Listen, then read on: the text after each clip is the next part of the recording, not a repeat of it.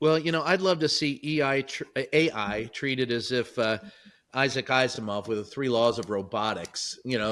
That's if we just had some ethics about it. And every time I hear about the sonic disruption, Mark, I'm thinking of the Atreides in Dune. Everything looks like it's coming out of dystopian science fiction at some point in time. And the Bene Gesserit witches are now the Catholic faith. I'm saying this as a lifelong Catholic, so if you want to take your shots at me, go ahead. I never had one of those priests. Ours were just drunks.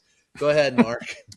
I'm more concerned Wally is going to become the reality, uh, where we have to leave the planet because of global warming or nuclear winter, and everybody becomes Fat. incredibly obese on the ship because of technology and things like that. Because you can totally see that coming. Oh yeah. Uh, so let's see. I filed that new lawsuit last week in between our podcasts against the FBI. I intend to file another one this coming week as well, challenging the Article 2 authority of the FBI director, which we Well, don't let's believe they talk have. about that next week. Let's make And that one of our. we had actually this past Friday the first arguments that we know of about Article 2 authority of the President of the United States and whether or not the Merit System Protection Board, which is otherwise known as the MSPB, which was created back in 1978 to hear federal employee disputes and things like that,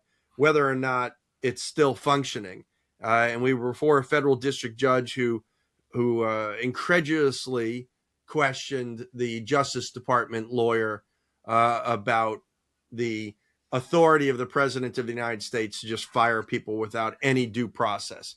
No decision yet, but it was a fascinating time, and hopefully we'll have a decision sometime soon. Well, ruling by decree and edict is the province of kings and despots, not presidents. So I hope you are successful. And one of the most hopeful things that I heard out of this broadcast today, Mark, was what you said about the judiciary pushing back against the Donald Trump 70 to 80% of the time because we know Congress has not.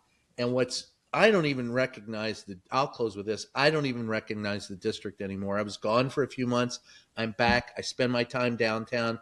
It doesn't feel like, Donald Trump says it's freer than it's ever been. And all I can tell you with all the, and they're young kids. Most of them say they're just there for show, but there are cops and National Guard everywhere. It doesn't remind me of a free city. It looks like a city under siege, hollowed out. And when Donald Trump says, "Hey, there's plenty of room in the restaurants," of course there is. Nobody's going out to them because it's not exactly a wonderful atmosphere. And by the way, I didn't see any of these troops, any of the cops or any of the National Guard in the crime infested areas of Washington, D.C. I see them around the White House, the Supreme Court, on the metros. There was one poor SOB sitting at the Shady Grove Metro. And I'm going, National Guard from Florida. And I'm going, what are you doing here? And he goes, hell if I know. I mean, there's not exactly a whole lot of crime at the Shady Grove Metro.